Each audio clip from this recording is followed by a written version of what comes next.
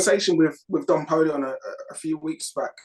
Yourselves, you know, he's one of my boys, so we can just talk about just how things are going in general. And he said that obviously, first of all, their ambition is to make sure that they stay in the division. They don't want to fall out of the league. So safety is obviously first priority. But having played a few of the clubs now and seeing what they can do, seeing the performances they're able to put out at this level, there's no reason why they can't try and aim for the playoffs. And I think every club, you know, should have probably aim higher than what they think is able. And you never know where you could end up. So I think that's what they're in-house, that's what they'll be doing. I think to the public, it will be about safety. It will be about making sure that they stay in the division. But I think in-house, they'll be looking at those playoff positions. And there's 6 playoff positions to go for. And there's no one that I've seen so far that is running away with the division.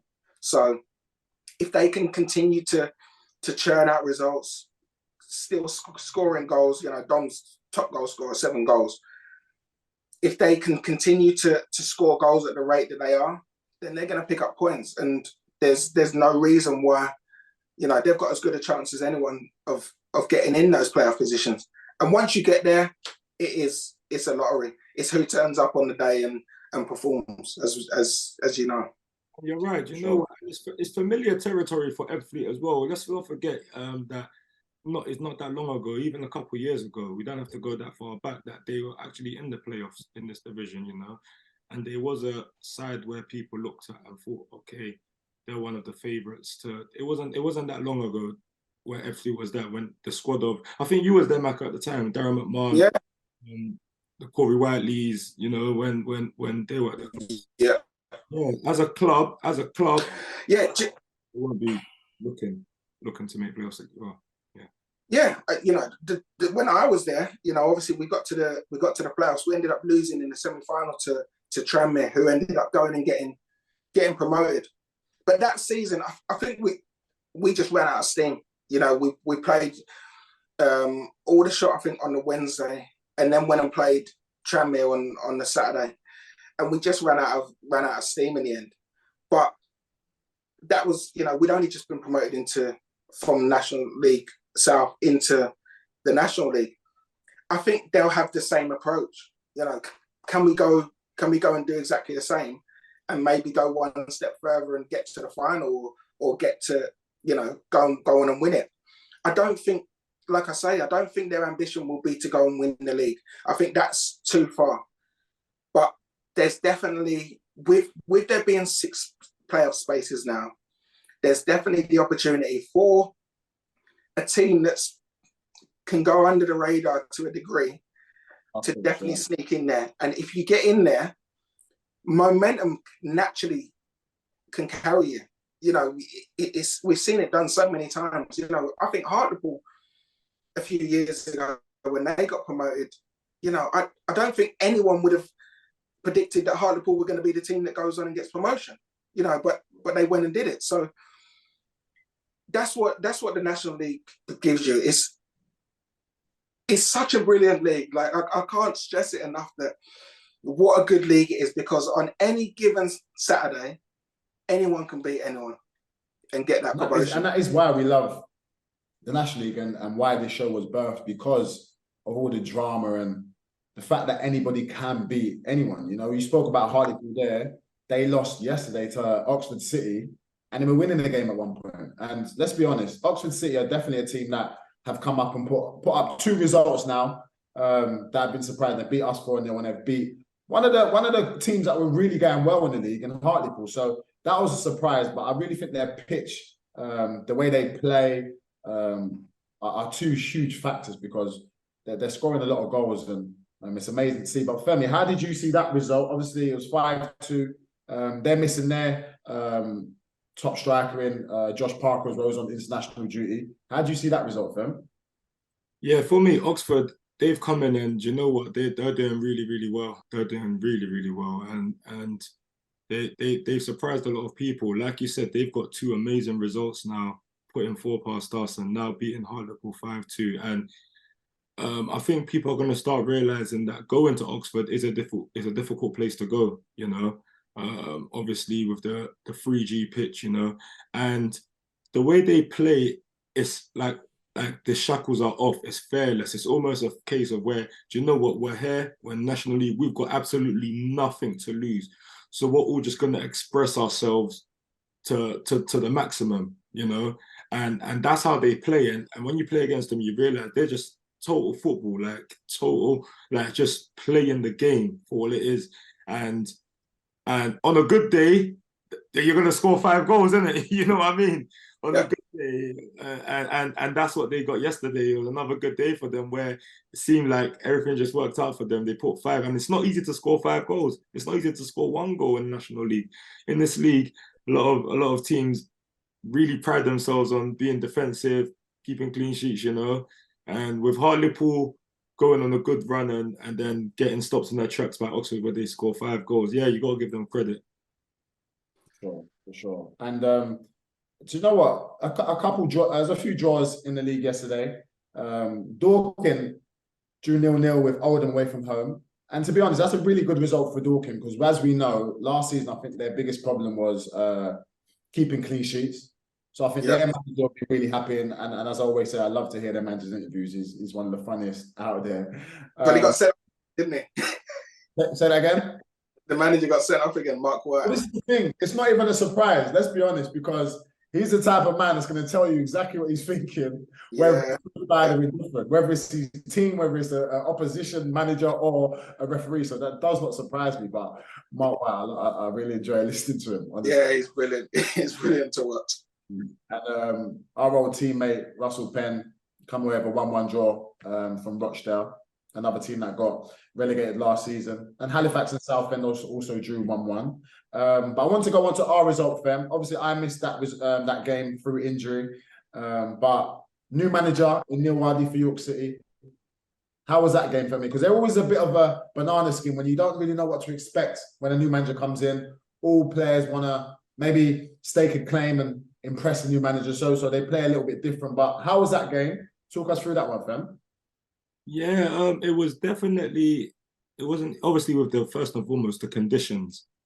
It was a heat wave out there. It was so hot. We had to have a water break. You know, top was drenched, everything like that. So it was tough conditions and tough games playing.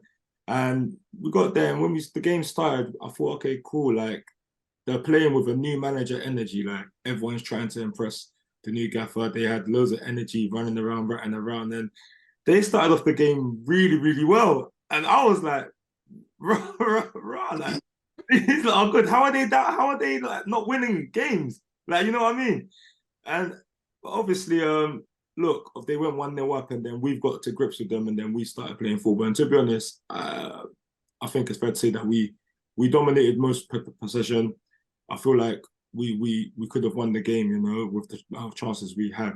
But I've got to give credit to York City because with everything that's going on, they still came out, they still gave it 100%, they still gave it everything they've got. And Ali already in a couple of days that he's been at the club, I think he got appointed on a Wednesday or a Thursday. And in the couple of days he's been appointed, you can already see there's a shift, you know, there's a shift. And that's what he's gonna do. Everyone knows that he's a good manager. He takes teams to playoffs. Everyone knows that's what he does, isn't it? So yeah, there's definitely gonna be a turnaround, and hopefully York can start being the giants that they are once again, you know, in this division. Did you get a hero's welcome, Fem? Obviously, it's your old team. Nothing like that.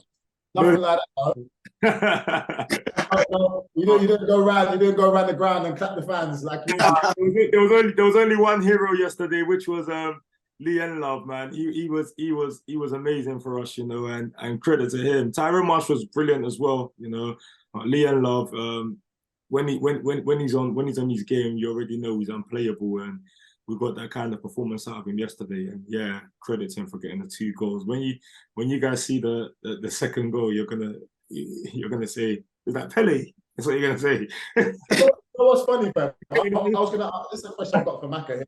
You know, as you said there, when Lee's on form, What is it about strikers, Maka? How, because some days you'll play against, say, I don't know, you might play against a striker and he isn't what you see, but then you might watch him in another game and he's just at it. Like, what is it for strikers? Is it like a mental thing? Is it when you touch the pitch, you feel it? Or I can never understand strikers. It's a mixture of things. I'm asking you because you are the man that scored a lot of goals for a whole when you've done it, you've been there. So this is why I'm asking this question to you.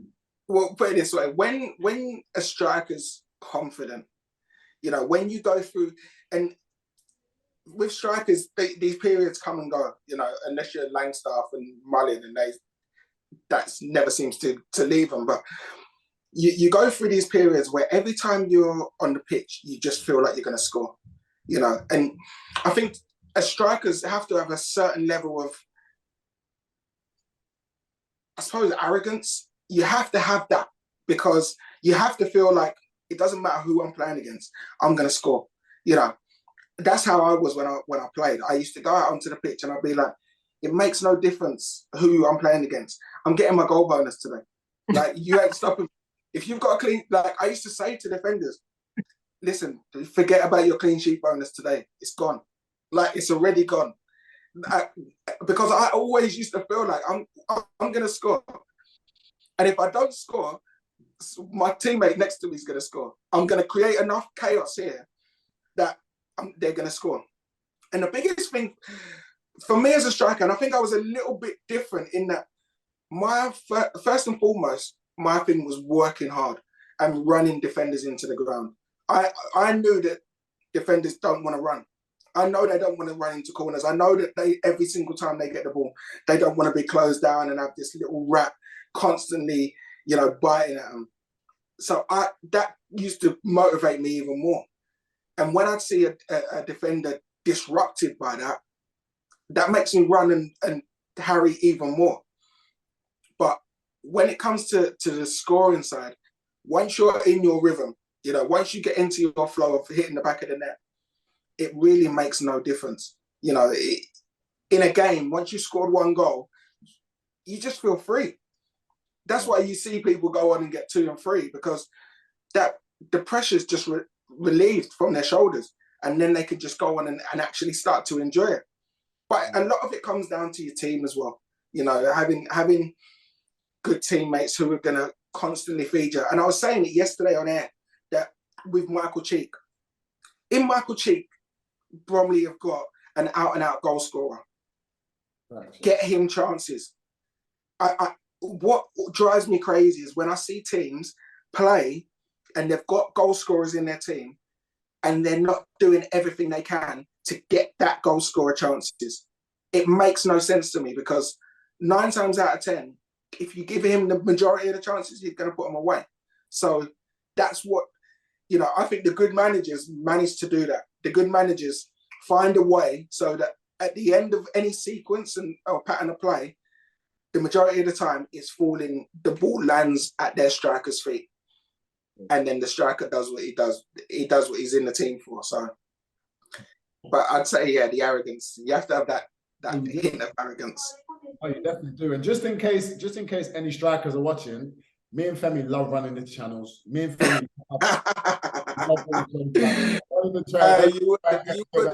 listen, you see yesterday, and I was, funny enough, we was having this conversation during the game, and it was so hot yesterday. You know, the weather was ridiculous, and I felt for you guys. But that, you see, days like that, myself and Mikel Smith used to live for days like that, because we would run you into the ground. You know, that there was one game where myself and Craig, at halftime, we came off and we're both being sick because we'd literally constantly running. But then you just pump yourself with electrolytes afterwards and you go and do it again. You go again. Listen, you go again, because you know you've got them beat. You've got them beat. If we're running ourselves to exhaustion, they have to run to exhaustion with us. And we back ourselves that we're going to outrun anyone. You know, that was our bread and butter. So certain players will relish those environments. Others others not so much. You know, it depends on what type of player and what type of mentality you've got. It was probably tougher for me standing on the sideline trying not to sweat and turn into a puddle than it was for the players. No, yeah, Fred, I'm gonna testament to Maka because I played against him a few times and he really doesn't stop. I'm saying, remember, I was just about to say, I really believe it. Yeah. I remember playing 5-a-side with Maka, yeah, 5 of them. And he's going 100 miles. You know, everyone's just there to have a little fun, like move the ball nice, yeah, you get the ball, I'll pass it. He was hurrying and harassing. I was like, nah, this is mental. I can't imagine what but yeah, you touched on Bromley's result there. 4-1 at home against Maidenhead. Michael Cheek in with the goals again. And as you said, out-and-out goal scorer. How did that game go? You probably dissected already, but give us a quick rundown of that game because it seems like Bromley are finally getting back to the Bromley that we know. Yeah, they are. They are. They've now brought in some bodies. The beginning of the season when we did them second game of the season against Barnet. And Andy Woodman was very much like, look, we just need to navigate through this period. You know, they lost their first 2 games and all of a sudden it was like, wow, have the wheels fallen off at Bromley? But they needed to get some bodies in and now they've thickened up their squad. The lad Coley, who plays fullback, is on loan from Millwall, I think. He's only 19 years old. Looks brilliant. Looks really accomplished already. Obviously, they've got the ever-presence. They've got the Michael Cheek, you know, Corey Whiteley. They've got their standout players. But they've got a really good mixture of youth and experience now. And they now look back to the Bromley that we know. Maidenhead actually started the game really well and had a couple of opportunities. But then just out of nothing, Bromley go and score. You know, just a diagonal ball, which Bromley had definitely identified as being a source of, you know, was going to be a source of goals because they continuously hit the diag onto the fullbacks. Pask heads it back. Cheeky does what he does. Good first touch, bang, smashes it in. Once they got their tails up, that was it. They were gone from there. And Maidenhead had, I think, 6 22 and under.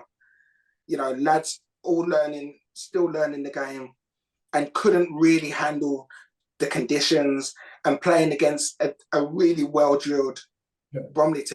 You know, they were a little bit out of their depth. And, you know, as the game progressed, Bromley could have run away with it even more. But like I say, Maidenhead on another day, you know, they'd come off the back of 3 0-0 results, you know, so to concede 4 was really out of character for them. They'd kept 4 clean sheets in a row. So it was out of character, and it will be now about their reaction. What with these young players, can you bounce back quickly from disappointment? If they're able to, they'll be fine, you know, because they're mid-table. I think their highest position that they've actually kept is 12th, and that was in their first season of promotion, like 2017, 2018. So it's been a long time since they were, you know, in that middle bracket. They've always been challenging near the bottom. I actually think this season you could see them just finish mid-table, kind of stay away from the relegation dogfight if they're able to react in the right way. Yesterday could be the game that knocks them, and then all of a sudden they go lose 2, 3, 4 games in a row. We'll have to see how it plays out. But early signs of Maidenhead, for me, have been good. They desperately need someone to put the ball in the back of the net. Aqua going to Barrow in the summer. They've now lost that striker, and they continuously do that. That's their model: is bring young players through, or find players that aren't necessarily wanted, build them up, give them a platform, and then sell them on. You know, you see it with Josh Kelly, was brilliant for them. So I think that they will be fine if they're able to find someone to put the ball in the back of the net. But Bromley are definitely back to where they need to be. Yeah, hopefully they don't bounce back too quick because I think we got them next week. And talk about putting the ball in the back of the net. We're going to talk about this team here, who are a lot of people's dark horse, and their assistant Ian Watson is doing a Great North run today. So all the best to him. Talk me through Gateshead. Now, this is a result that definitely didn't see coming. Away from home, long trip. It seems though when they're on those long trips, they make it worthwhile. You know, when you get off, like we've had this long journey, let's make it worthwhile. They really made it worthwhile, banging 6 past Eastleigh. Dean Anger again, up to 6 goals. That man Wern again, banging a goal. What are we seeing from Gateshead right now? So, like, it's 6 goals away from home. Yeah. So, Fem, Maka, take it away. Let me know what your thoughts on this one, man. Listen, let's not even call them dark horses anymore, because it's even becoming an understatement that it's patronizing. They're not dark horses. They're just horses, bro. They're in it. They're just horses. They're thoroughbreds. Everyone's looking at them. Everyone's looking at Gateshead. Everyone knows this is a good team. Like, they're in the door, in it. Like, they've got the respect now. End of story, in it. Do you know what I mean? And look, another fantastic result for them. Everyone knows the amazing football they play. We've had so many guests come on Beyond the 92 talk about how good Gateshead are. So complimentary of them, you know. And they prove it time and time again. They ended last season very, very strong, and they've come back this season and they've continued where they've left off, you know. And yeah, another 6-0 result. It seems like whenever they come down south, they're hungry for goals. They came to Dagenham, put 4 past them on a Tuesday night, by the way, on a Tuesday night. And we already know what Tuesday night games are like, you know. And it's like when they come to south of the river, there's goals there for them, you know. Yeah. They don't want to waste that journey. They want to make sure that petrol money's they earn that travel. And listen, you're spot on. Like, they were the team for me at the beginning of the season that I say they're the team to watch, because I just love the way they play. Mike Williamson's got them playing unbelievable total football. You know, they don't change. You know, we was up there last week.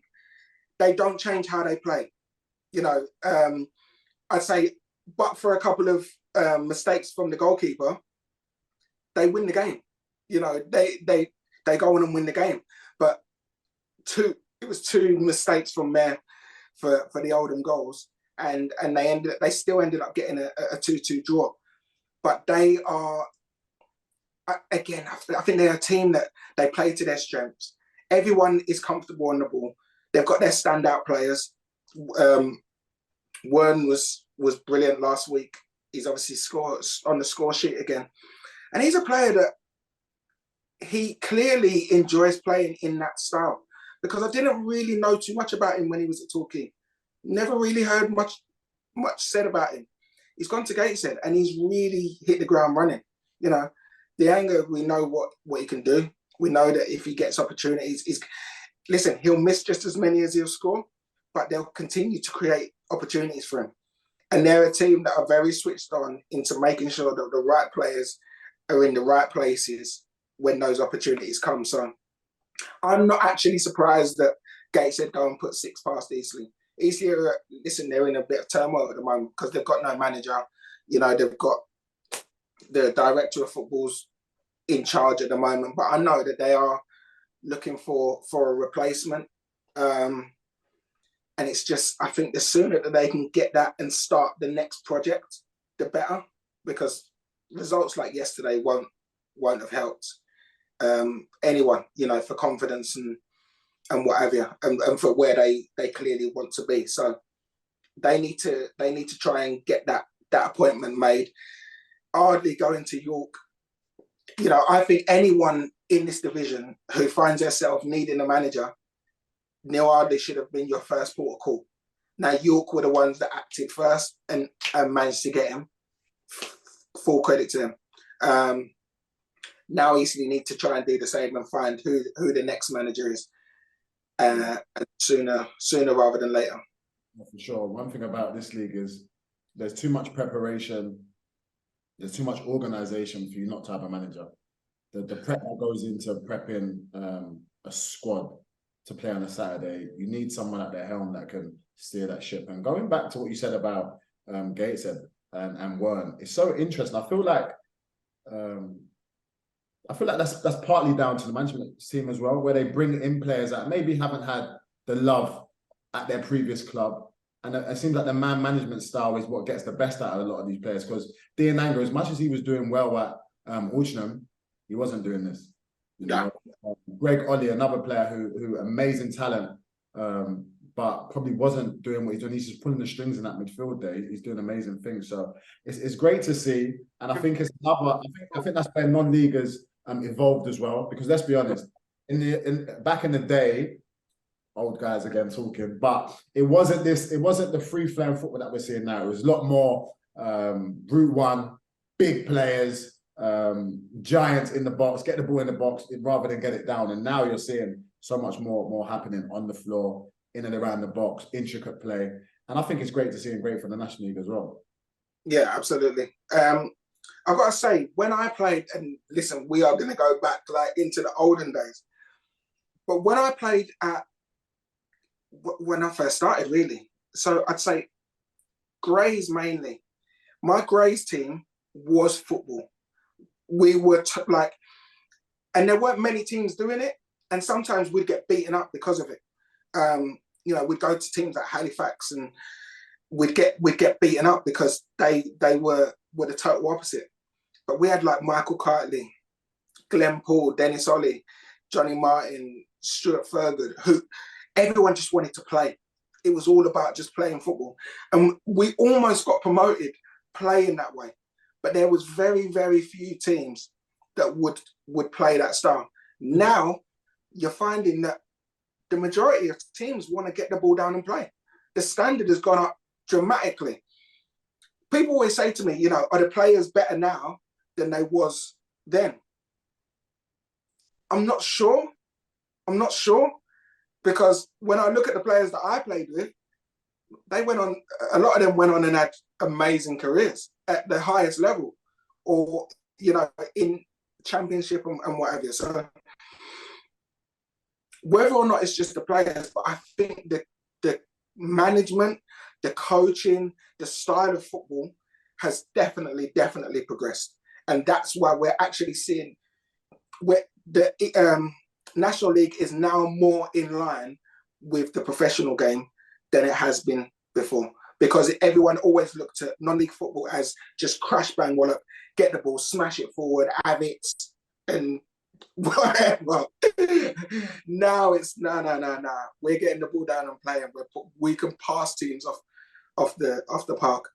And Marcus, you know what? Yeah, I was actually going to ask a question, but you kind of just answered it. I was going to ask you that when you were obviously back in the days when you was in the National League, then till now, yeah, like how much has it actually evolved in terms of the way football's played, in terms of the infrastructure of the league, in terms of stadiums, in terms of just everything as a whole? Like, how much has it evolved? Well, it's evolved. It's evolved hugely. Listen, the standard of player now is way better than it was. You know, I think before you had a few teams that had some standout players. I remember Accrington being in the league, and they had like Gary Roberts, Ian Craney. They had some really, really top players who, again, went on and had good careers. But there weren't many. Teams would have one or two players, and the rest were just doggers and just hard men that could mix it and could play a little bit. Whereas now it's a lot more technical throughout the division. You know, the consistency is a lot more technical, but the infrastructure around it, you know, the training facilities, you know, I think the majority of teams now, I think maybe 3 teams aren't full-time. Everyone else is full-time now. At Grays, when we used to go in, you know, all the cones would all be different colours. You know, some of the poles might be broken. You know, the pitch that we're training on has got like holes in, or the pitch, it hasn't been cut, and the balls are all different balls. Tell them, let them know, man. Let them know. Listen, that's what it was like. But we had Mark Stimpson as the manager, who was, for me, was unbelievable. You know, and I know for a lot of the lads was unbelievable, because we didn't worry about that. All we worried about was, right, if we can play on this, once you go onto the pitch, it's going to be easy. Because in training, the ball's going to be bobbling around everywhere. And you've got to try and avoid that pothole that we've put that cone on. And there's dog's mess over there. Listen, if you can play in and around this, trust me, once you get onto the pitch, you'll be fine. And we was, you know, once we got onto the pitch, you could really actually go and enjoy the game. So, listen, I think we've moved on from that now. You know, everyone's got decent training facilities. Everyone's, you know, their organisation, the structure is a lot better. Naturally, the players are looking after their bodies a lot better. You know, there's the nutrition side of things and whatever. And football as a whole has progressed. So National League, in line with that, has progressed. So we're seeing probably a better standard across the board. But back then we had some ballers as well. You know, don't get it twisted. Like my team now, my Grays team would win the league. Make no mistake about it. Really? Yeah?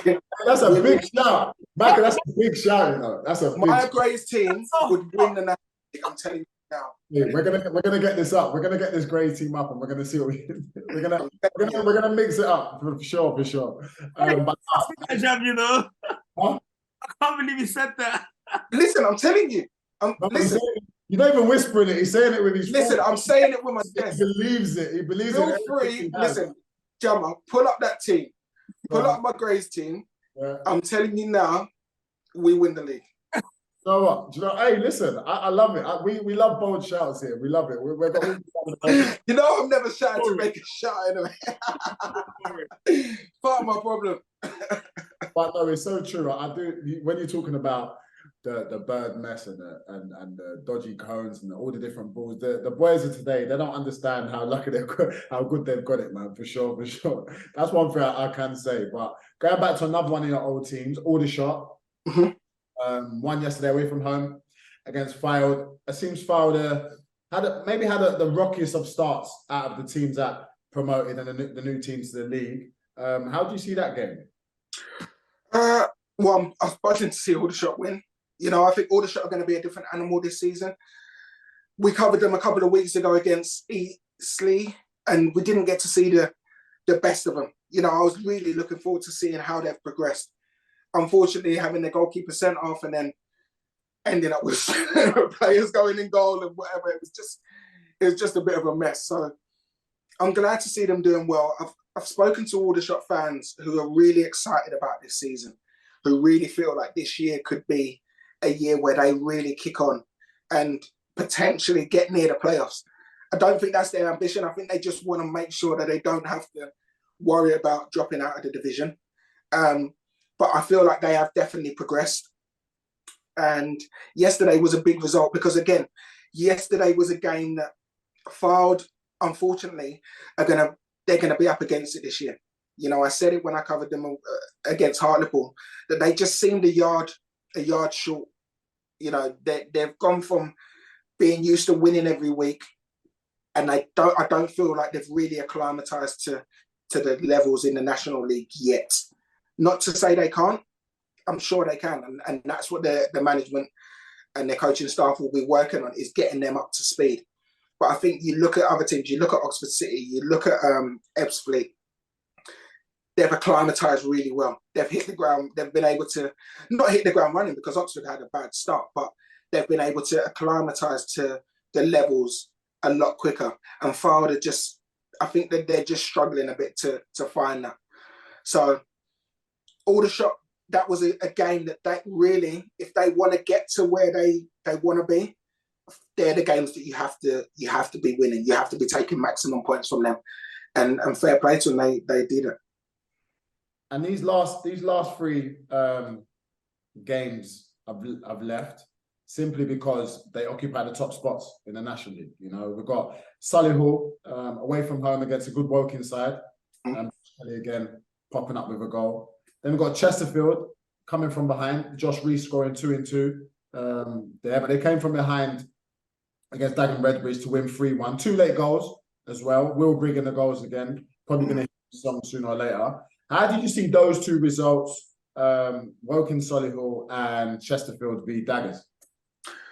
Well, Solihull, Woking, it's just two big, two of the heavyweights in the division. Woking always solid, always strong, and will run until the cows come home. So that was always going to be a tough game for Solihull, and Solihull are definitely going to be one of the teams that are up there. You know, the manager's gone in there and done an unbelievable job. That's not surprised how well they've started. I am surprised at how well they've started. I'm surprised how quick he's been able to get his style of play and, you know, his detail into the players so quickly. You know, I think they've recruited really well. I think they've brought in the right players for how they want to play, and they've got a real understanding. You know, I think they're the only unbeaten team in the division at the moment, and they look really good. At kickoff, I said, right, who's going to be the first team to score? And my bet was Solihull, because I think they start games really well. Yeah. They actually were the first team to score, but then it got ruled out. So I didn't win that one. But they seem to start games really well. I think the test is going to be, can they continue to do that? And once they do get ahead, can you then shut up shop? I think that's what you guys were very, very good at. Once you went ahead, that was it. Teams almost looked and thought, well, they don't concede goals, so the game's up. And you'd be able to go on and win. You could win 1-0, no problem. I think that's what they just need to find, is make sure that they're seeing games out and not letting teams back in, so then they have to then go and work again. But really, really strong start. Really, really strong start from them. As for Chesterfield can't keep doing this, surely. You know, fourth time they've come to win the game from losing positions, scoring late goals. I don't think that they can continue to do that. I can't believe they've conceded 15 goals already this season. You know, I think they've scored 22, but so at the moment it's winning. Paul Cook, as much as he won't be happy the fact that they're conceding the amount of goals, to a degree, you have to say, well, if we're winning, we're winning. You know, in teams that I played in at Peterborough especially, we conceded a lot of goals, but we was confident that we was going to outscore teams.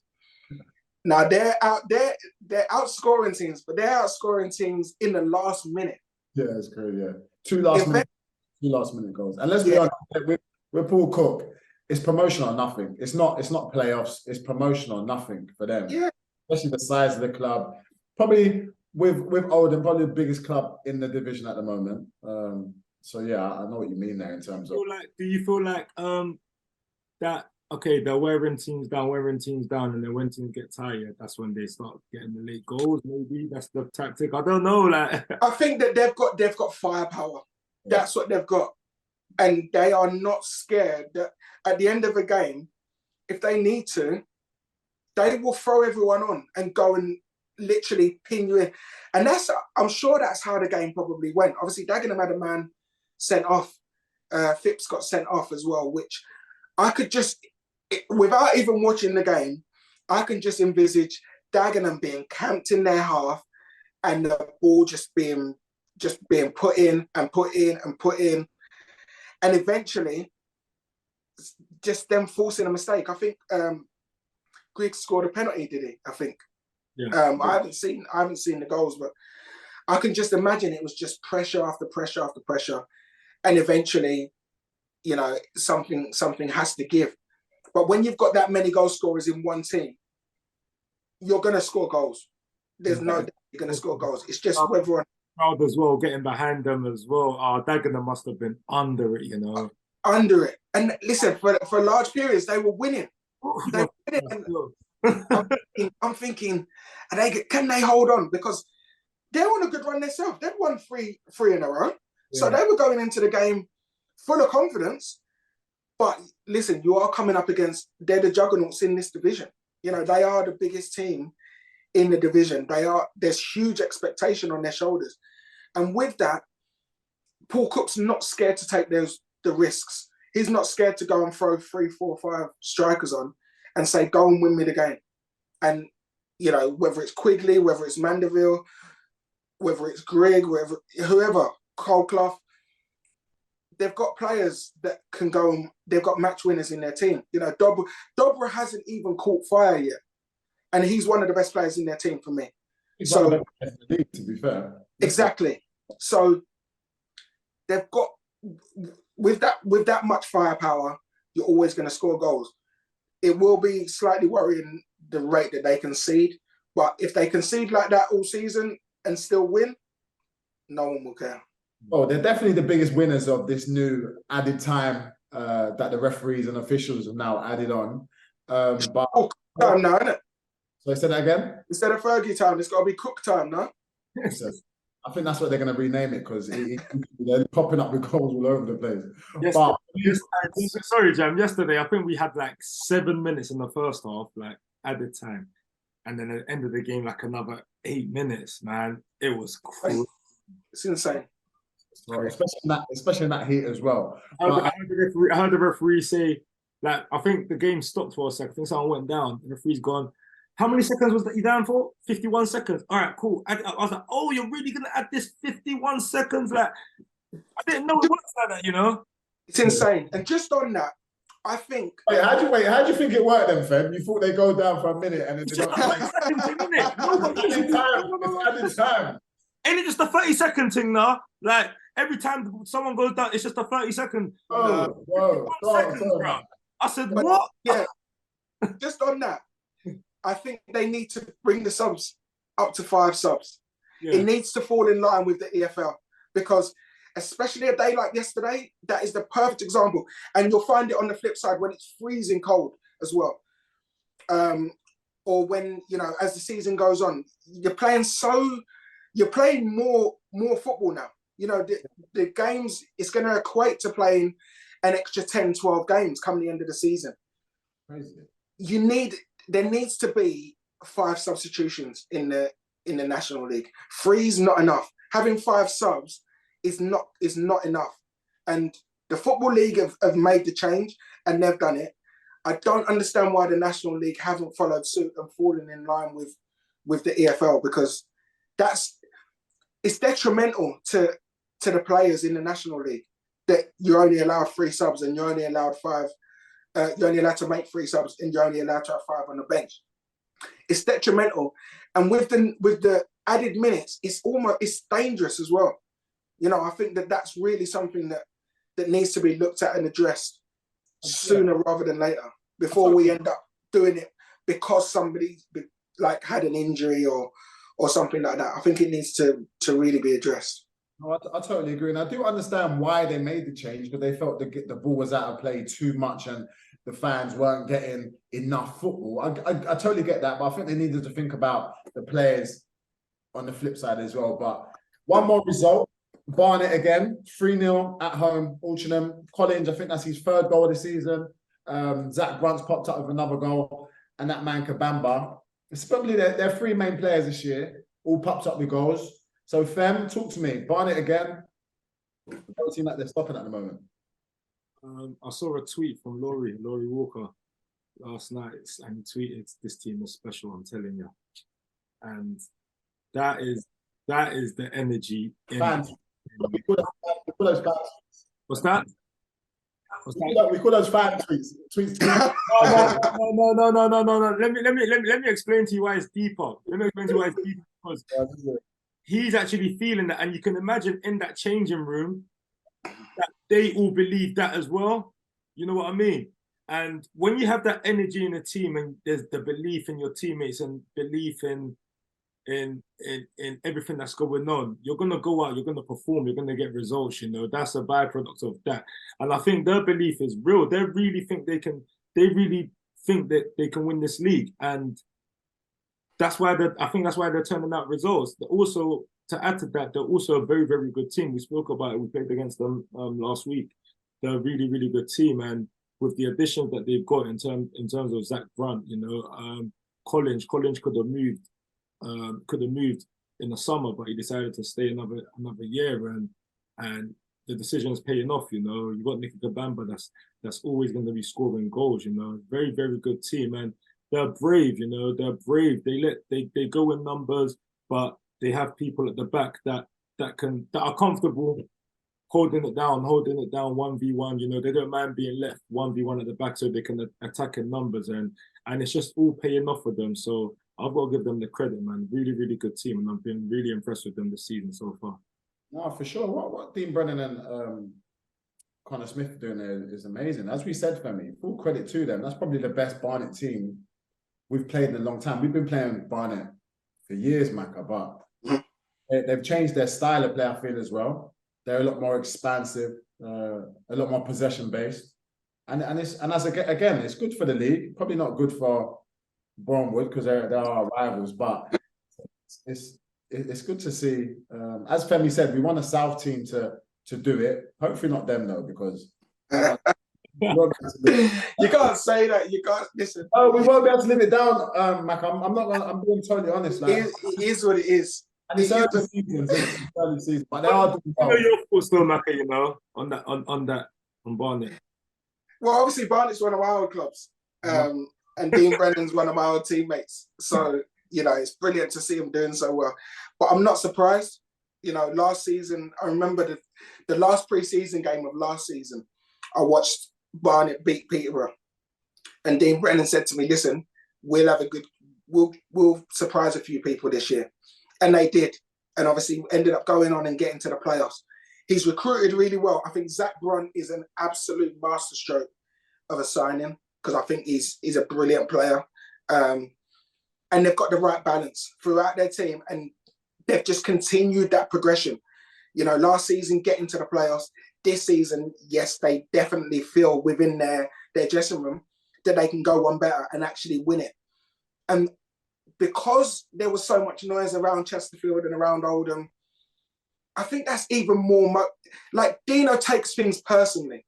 You know, he's one of them that, and I don't mean takes it personally as in moans about it, but he'll take things that there being so much talk about those clubs, he'll grab hold of that and say, listen, everyone's expecting these to win. Everyone's expecting these to be top of the league. No. We'll be top of the league, and let them try and chase us. And he'll use it as motivation. He's clever like in that way, and so demanding. Even though they're top of the league, I think the game that we covered them, they won, and they beat Bromley, and beat them pretty comfortably. He still wasn't happy. He still demands more. So I think that they're definitely in with a good chance. If they can keep, you know, with fitness, I think if they're able to keep their best team on the pitch for large parts of the season, with the likes of Kanu, obviously with Kabamba, Zach Brunt, Pritchard, if they're able to keep those players fit for the majority of the season, they've got as good a chance as anyone of not only just getting promoted through the playoffs, but of actually going on and winning this division. No, I totally agree. As you said there, fitness is a huge part of success in this league, and it's something that we're struggling with at the moment. We've had some unfortunate injuries. You know, sometimes you have injuries that are short term. We're having the kind that really dent, and progression. But that's football at the end of the day. It's how you bounce back, and it's how you become a better player and a better team within that process. You know, but I want to go on to a part of the show that I really enjoy, and I think you're the perfect person for it, and that's advice for young players. Maka, you've all obviously done amazing things in the game, played in the Premier League, won promotion, scored a bag load of goals. So is there any advice that you can give to players, maybe in their tough moments or even in their good moments, of how to continue and how to progress? Well, I think the one thing that I wish that I knew more about earlier on in my career was like positive mental thinking, you know, the psychological side of it. I had it more at the end of my career, but through my career, I was always very much focused on working hard, doing the best that I could. That was my bread and butter. But the psychological side, I never really understood as much, and I never really delved into it. And I think that's something that would have probably helped me, because it's through a football career, you have good times and you have bad times.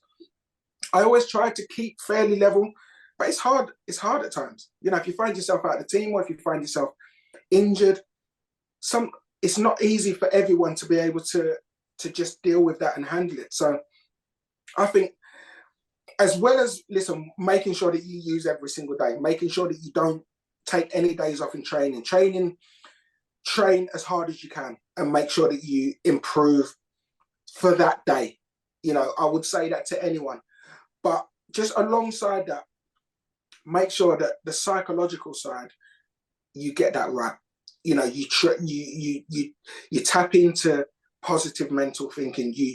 Whether it's watching YouTube videos or whether it's speaking to someone, the psychological side now is becoming more and more prevalent in the game, and it will definitely enable you, not just in football but in life, to be able to handle difficult situations. In football, those difficult situations will pop up randomly when you least expect it. You'll be flying and all of a sudden you break your leg, and you have to be able to mentally handle that. In football, make no mistake, those situations are going to arise, whether it's form, whether it's injury, whether it's, you know, relationships within the game.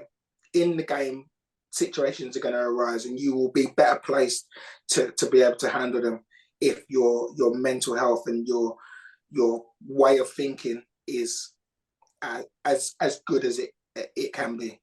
I love the fact that you said there, speaking to someone, because I think a lot more clubs and managers now are more accepting of players' mental health. You know, I think when I started talking about your feelings or expressing how you felt was kind of frowned upon and kind of a taboo. You was deemed maybe weak mentally or not ready. But I think now that the game's evolved, speaking to I know a lot of clubs are employing counsellors and psychologists, and I think it's so important that if there is a issue or something that you're thinking, that to talk to someone is not a bad thing, and it can definitely help. It can definitely help. So you know what? It doesn't always have to be when something's going wrong. It's even this now. We're just talking and airing our feelings and airing how we're seeing things and whatever. And it's just the communication. Listen, in society, communication's going out the window because of technology and tablets and phones and this and that. The side where you just interact with people is disintegrating.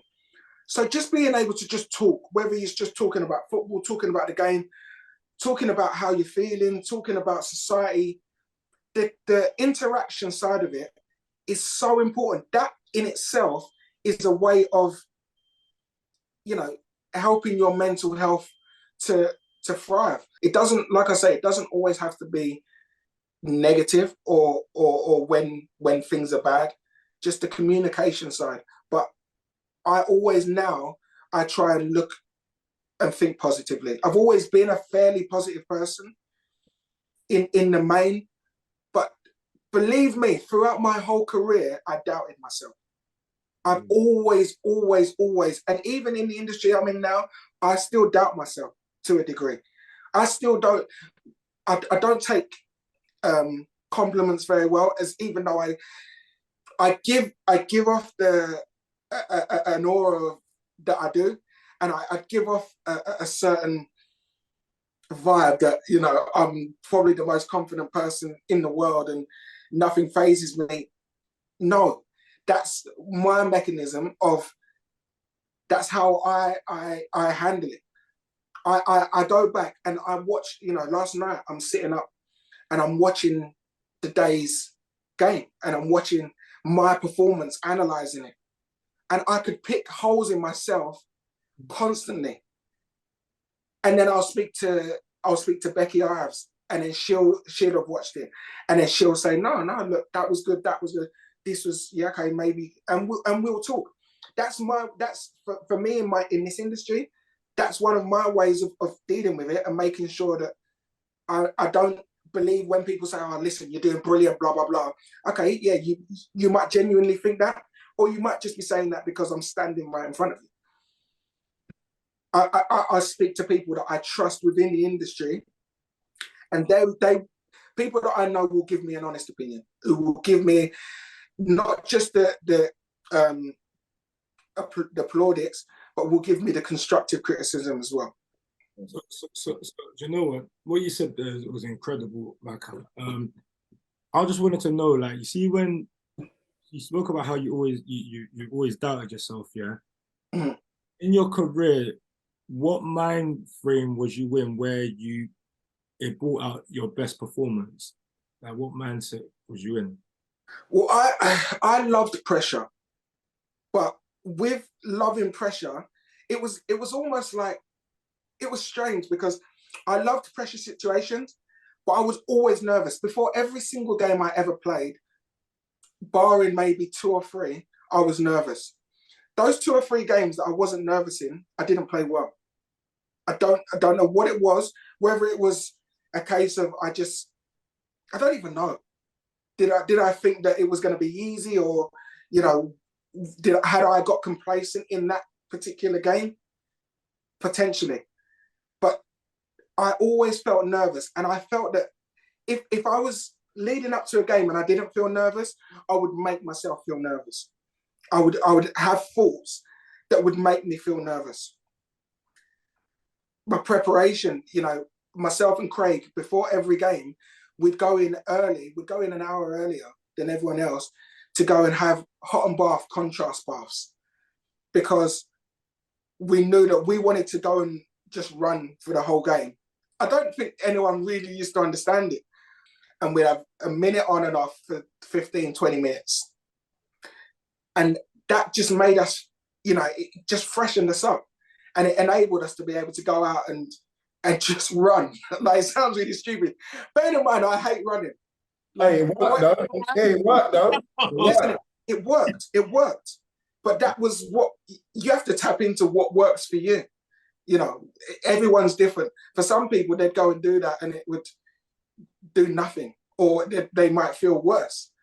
For us, that's one thing that we found, that if we feel fresh and our legs, we feel like we flushed whatever the week we've had, we flushed that out of our legs, and we're ready now. We're going to be able to go and give our best performance. Yeah. Naturally, that doesn't always work like that, though. You can still have a beast. Do you know what I mean? But it's crazy because everyone's got their processes. Everyone's got their processes for going into games, and I'm the same. I always have that little butterfly feeling. I'm like, Jam, this is like your 300th game. Like, you've done this how many times? Or why do you still have this feeling? But I know exactly the feeling you're talking about. But this is a perfect segue into my next question, and this is for Femi. Andrew Maka, I need a word of the week that you take, and I know obviously we spoke about this on Twitter Spaces with Jeff as well, but word of the week that you can use if you're feeling down, or as you said, if you're feeling good and you want to carry it on. Like, what's a word that we can use, Fem? My word of the week this week is going to be you. Reason why you is the word of the week, because I feel like at the end of the day, when it's all said and done, it's all about what you do, what you do to what you contribute, you know. And I know Mako was just talking about the mental side of things, the mentality, the psychological side of things, and you is a big part of that. I'll use myself as an example. Maka, I know you said that you do that the ice and ice baths and the hot baths before game. My preparation for Saturday starts tomorrow, you know, starts on Monday. And that's me. I'm just controlling everything I can control. Jamal's a testament to this. He's seen it year upon year. My preparation for Saturday starts on Monday, you know. You are in control. You can only control what you can control, you know. So do it to the best of your ability. You know what is right. You know what is wrong. You know what is helping. You know what is hurting, you know. Do it. Just do it. And just focus on you. Focus on what you can control. There's a lot of things that happen in and around football. You know, it's a big environment. Football is a big world, like, and there's a lot of things that you can look here, you look left, look right, look back. You can't control it. Don't try to control it, or don't try to let it affect you. I'm always going back to this word "you" because it's very important. Don't let these things affect you. Do what you can control in it. Focus on you. Whether that's waking up in the morning, listening to a YouTube video or a podcast, getting in early in the gym, or doing extras after training. Whatever it is, just focus on you in it. Focus on you. And I'll say, for this week, let's just try to focus on us and being the best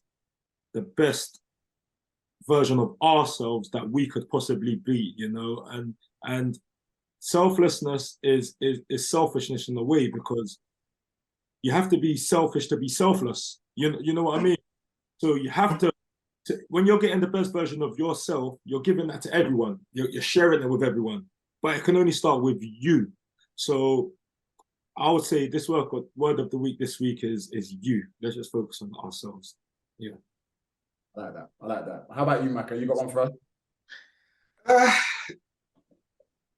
I think my word's gonna be inspiration. Okay. And I say that so this week I look at Jeff Brazier. You know, his son just went and won an award. Oh, yeah. And it's a huge deal for Jeff and everyone, you know, all of their family.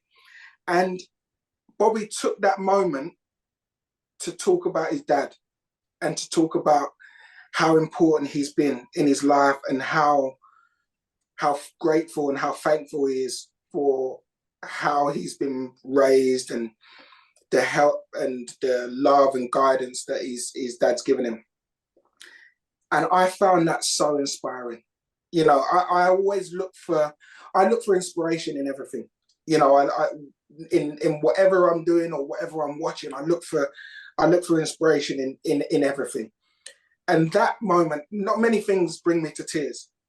That one moment brought me to tears because it was, you know, for me, I looked and I put myself in Jeff's shoes, you know, as being a father. I put myself in Jeff's shoes and how proud he must have been to see everything that he's trying to put into his kids, to see them take their biggest moment to date, to give that moment back was inspiring. And also then yesterday I see as Becky Ives goes and does the EFL highlight show. First time she's done it. She's going and presenting that. And listen, she's been thrown into many different things so far, and we're only in September. She's gone and done the boxing. She's gone and done the EFL highlight show. Obviously, she's been doing more presenting on the National League. And I find that inspiring, seeing someone given an opportunity, working hard to make sure that they're prepared, and then going and smashing it. That inspires me because it gives me the belief that what you're doing is right and you're reaping the rewards for it. I want to do exactly the same. So 2 of my colleagues who I work closely with, who I'm seeing both thriving and you know, they've both really inspired me this week. And yeah, for me, that is something that we can all look for in each other is inspiration. Sure. I saw that moment with Jeff and his son, and it was a beautiful moment. It was great to see. And as you said there, Becky, she's amazing as well. To be fair, I spoke to Becky about, like you, I ask advice and she's always there helping hand to give it. So we love Becky as well. What she's doing is amazing. Yeah, my word of the week is forget.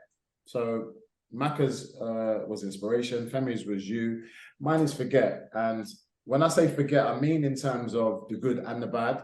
And this is more so towards players, because sometimes you do something well and then it goes to your head sometimes, you know, you start taking a different approach to what you did before when you done something good. I also forgetting the bad as well, because there's times that tough times don't last, as Femi said last week, and tough people do. So it's about forgetting the bad times as well, because the good times always around the corner. So it's about having a short memory. Sometimes it's finding that balance as well, because of course you've got to enjoy your moments, enjoy it, because they're quite fleeting. But at the same time, you want to find that balance and not enjoy it too much where it becomes a distraction or a detriment. So those are 3 words for this week: forget, you, and inspiration. And I think it's been a great show. I think it's a perfect way to end it as well. But if there's anything else you want to talk about, Maka, especially your spaces, I know you and Jeff are doing amazing things on spaces, highlighting the National League, just like we are here on Beyond the 92. So talk quickly about that before we wrap up there. Yeah, so, it's usually on a Monday. Myself and Jeff we'll just come together and we'll talk about the game that I've covered, or if Jeff, has been to another game. And we'll just talk about the National League as a whole. Every now and again, we'll try and get a guest on. Obviously, we had yourself on. And we'll try and get a guest to come and give us a little bit of insight into them, their club, and how they see things. But it was just literally, we'd speak anyway, and we'd touch base and just share ideas about what we've seen, just so that we're prepared for the shows anyway.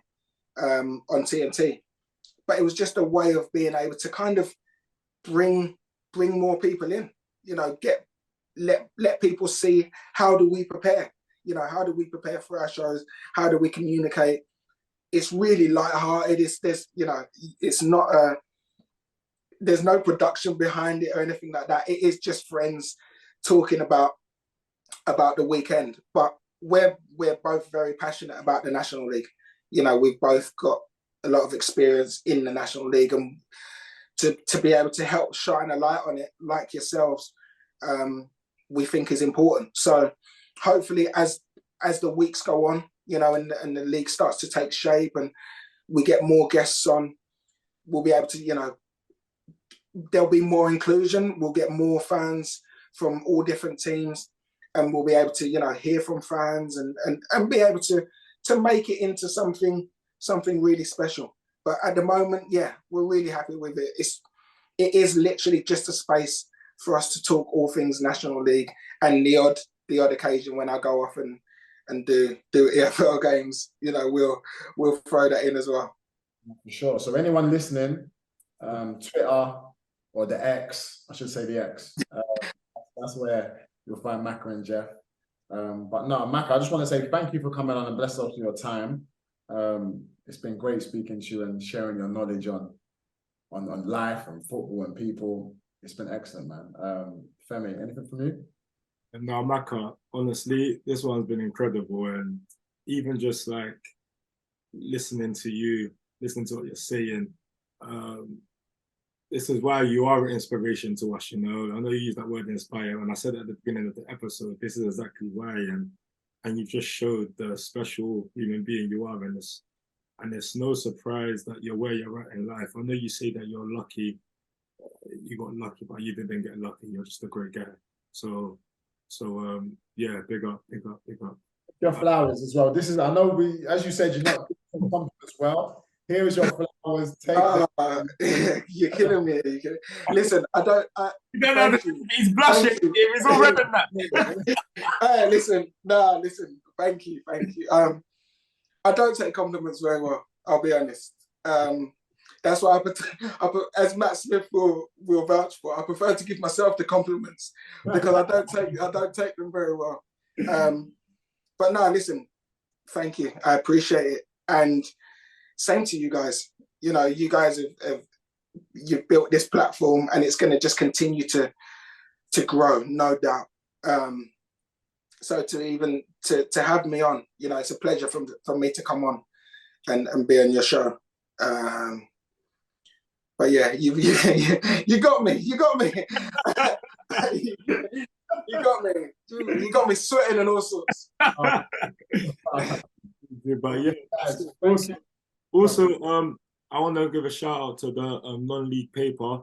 If the news agencies near you or whatever, just pop in and please pick up the paper. I think there's a there's a spread in that about Beyond the 92. So yeah, big up the non-league paper for doing that as well. But yeah, that's the end of the episode. Please like, subscribe, share, show a friend. Let's just help push this platform as much as we can, you know.